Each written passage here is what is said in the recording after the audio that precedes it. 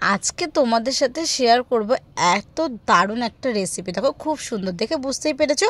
আজকে শেয়ার করব কাঁকড়া। বাড়িতে আজকে কাঁকড়া রান্না হবে। অনেক দিন থেকে মাকে বলে যাচ্ছিলাম একটু কাঁকড়া খেতে ইচ্ছে করছে, মা তুমি কাঁকড়া নিয়ে এসো, কিন্তু কোথাও পাচ্ছিল না। তো আজকে অবশেষে মা কাঁকড়াটা পেয়েছে। কিন্তু দেখো মায়ের হাতে একদম সময় না থাকার জন্য মা কিন্তু একদম কাটিয়ে নিয়ে এসেছে কাঁকড়াটা, কেটে কুটেই নিয়ে এসেছে।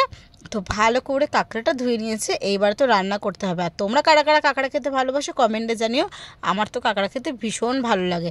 প্রথমেই দেখো কাঁকড়াটার মধ্যে কিন্তু নুন হলুদ মাখিয়ে বেশ ভালো করে নুন হলুদ মাখিয়ে নিল।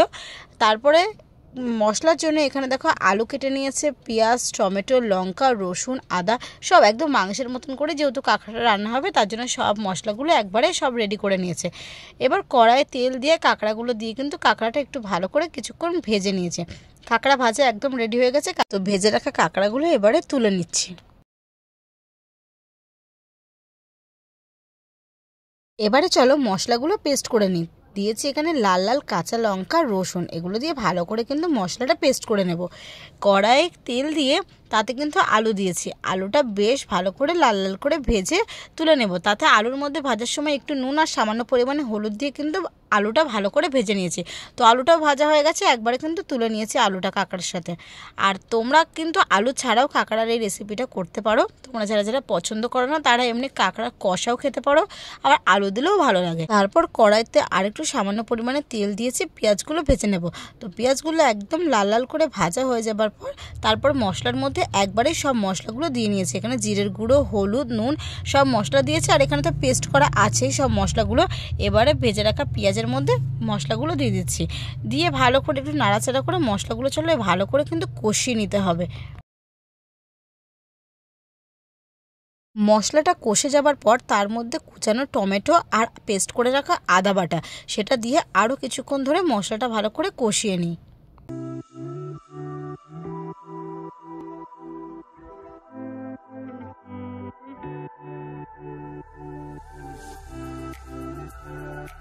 মশলা তো বেশ ভালো করে অনেকক্ষণ ধরে কষিয়ে নিয়েছি।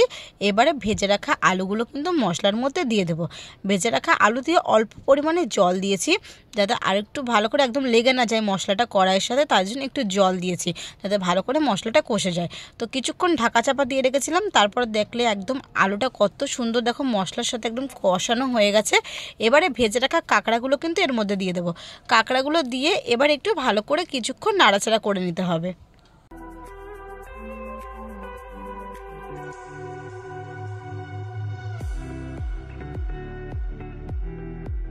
তো অনেকক্ষণ নাড়াচাড়া করে নেওয়ার পর কাঁকড়াটার সাথে মশলাগুলো যখন একবারে কষানো হয়ে গেছে তখন এতে গরম জল দিয়েছি ঝোলের জন্য। অনেকটা পরিমাণে দেখো জল ইউজ করা হয়েছে, যেহেতু একটু শুকনো শুকনোই করবো, তা ঝোলটা পরে কিন্তু টেনেই নেবে। আলু তো কিন্তু অনেকটাই ঝোল টানে। তারপরে দেখো ঝোল একদম ফুটে গেছে আর আলুটাও ভালো করে সেদ্ধ হয়ে গেছে। তারপর উপর থেকে একটু গরম মশলা ছড়িয়ে দিয়ে নামিয়ে নিলে রেডি হয়ে গেল কিন্তু সুন্দর কাঁকড়ার রেসিপি। তো কেমন লাগলো রেসিপিটা অবশ্যই জানিও। ভালো লাগলে লাইক, কমেন্ট, শেয়ার আর সাবস্ক্রাইব করতে